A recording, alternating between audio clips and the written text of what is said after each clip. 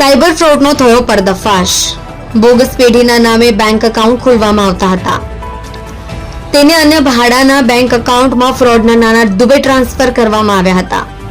4 આરોપીઓને 1.75 લાખના મુદ્દામાલ સાથે ઝડપી પાડતી એસઓજી પોલીસ। તમે જોઈ રહ્યા છો આઈસોન ન્યૂઝ ચેનલ રમાકાંત રાય સાથે।